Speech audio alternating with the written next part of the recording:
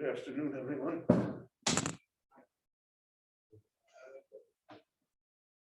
We read Vayakov Kude,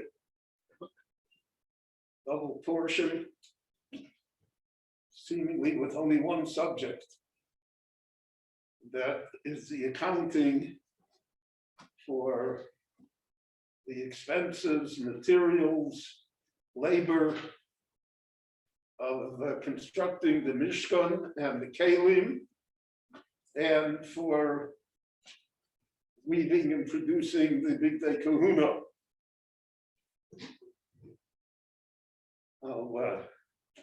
One topic that I hope to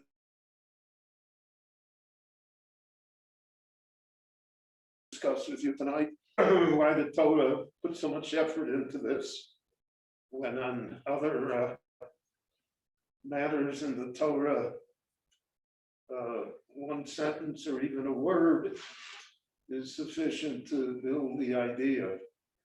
Here, I don't think there's anything in the Torah that has more specificity and has more detail involved in it than the four parshas, Truma Tetzaveh, really five, Kisisa, Vayakov Kude,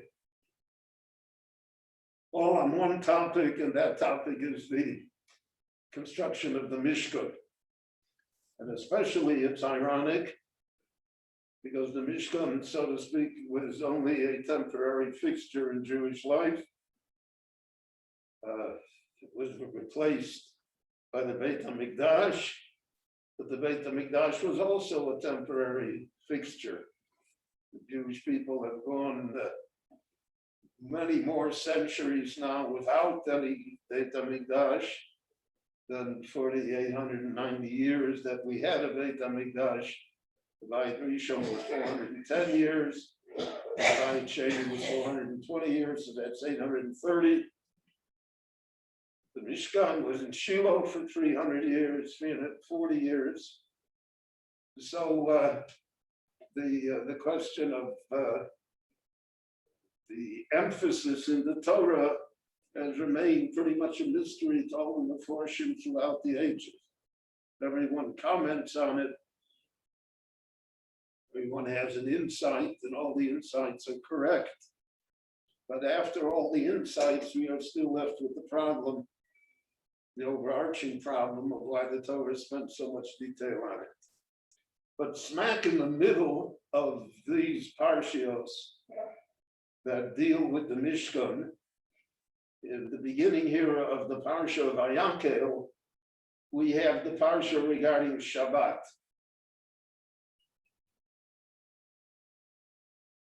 The Dvar Hashem, and this is the Shabbat, Sheishes Yomim and One Melacha. So at first glance, that is out of place. We're talking about architectural plans, but we're talking about building, construction. The middle is the halachas of Shabbat, and the halachas are never stated clearly in the Torah. It says, "Lo kol malach." What's the definition of that? And the Torah told us some certain specific halachas, so there's a malacha of burning fire. Now, how do we interpret that? And that has remained a matter of interpretation in halacha for time immemorial as to how shall we deal with it. There was a period of time that people, great Gonim, felt that electricity, so to speak, was Eish. And therefore, if it was Eish, so it was also on Shabbos, or maybe it's Mutter on Yom Tov, because Eish is Mutter on Yom Tov. Part of the problem is that science itself has not really defined electricity completely. What it is. And therefore, we are in a quandary as to how to deal with it. So this parsha of Vayakel thrust in the middle of the recounting of the work in the Mishkan. So the Gemara in Shabbat in the seventh parak in Klal Godol, the Gemara said the reason that it's here in the middle, the reason that it's associated with the Mishkan, even though at first glance it should be no more associated with the Mishkan than Kabed Yisavicha V'Simecha. But the reason that it is because the Mishkan defines the Malachos of Shabbos. Meaning that whatever Malacha went into the construction of the Mishkan or the garments of the Kohanim, that is the Malacha that is forbidden on Shabbos. And whatever Malacha does not appear in Shabbos, in the Mishkan, so then that is not also on Shabbos. And because of that, therefore, that's why this parsha was inserted in the middle of the entire discussion of the Mishkan. Because this idea of the Mishkan is what defines to us what is considered a malacha on Shabbos. So the Gemara teaches us, the Mishnah, the Gemara expands on it naturally, that there are 39 avos malachos. There are 39 main categories of work that are forbidden on Shabbos. All 39 were found in the Mishkan. But other types of what we would consider work, even hard work, are not necessarily forbidden on Shabbos. We have laid on layer upon layer on Shabbos to protect it. So we have something that's called Udo L'chol. It's something that we do in the weekdays, so we don't do it on Shabbos, even though it's not a malacha. We would have a concept of tircha yisera. It's too much trouble, it's too great an effort. But those are only additions. They are not min Torah, and they are only the protective layer, the asus yod la Torah, the fence around the Torah, but they're not the dinim of Shabbos themselves. So for instance, if on Shabbos you want to move all the furniture around in your apartment, in your home, I don't know why you would want to do that, but I do know why. So your wife told you to do it. But. So that's heavy work. There's no Easter Shabbos involved, min Torah, because it's not one of the 39 categories of the Ovos Malachos that were forbidden to us on Shabbos. So when we have the concept of work on Shabbos, we have to be very careful in the definition of what we call work. So to us, we understand that pushing a button is not really work, in the sense that we think of work. But nevertheless, pushing the button on Shabbat is considered a malacha, and moving the furniture around in the apartment is not considered a malacha. So there are very exact definitions. And over the centuries, there have been many, many great scholarly works written regarding the definition of these 39 Avos Malachos. The Chayei has an entire section on it. There's a great sefer from the Socket Shover Rebbe, the Egle Tal. Tal is 39. There are countless tshuvas on the matter, what is considered work on Shabbos and what is considered not to be work. Now, the problem is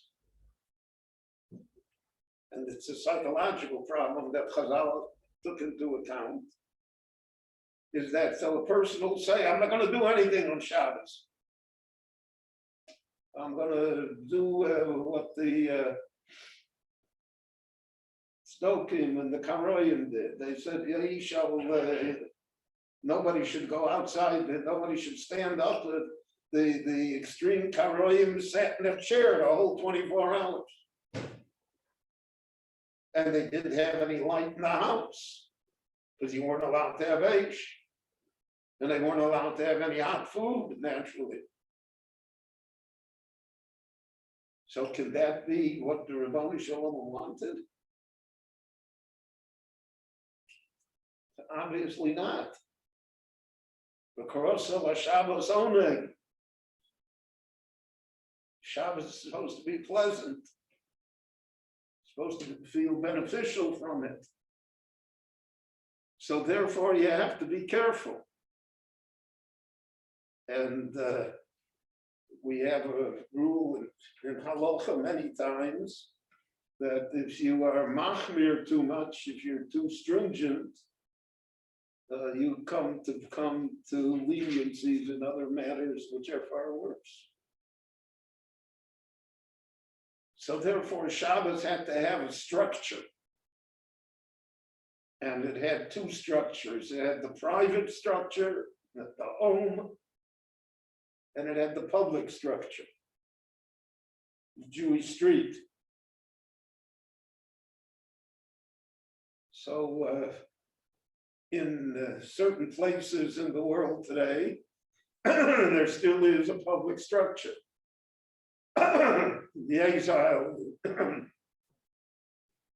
in certain areas in the United States, so the public Shabbos is observed. Muncie, Lakewood, or High Town, there's a public Shabbos.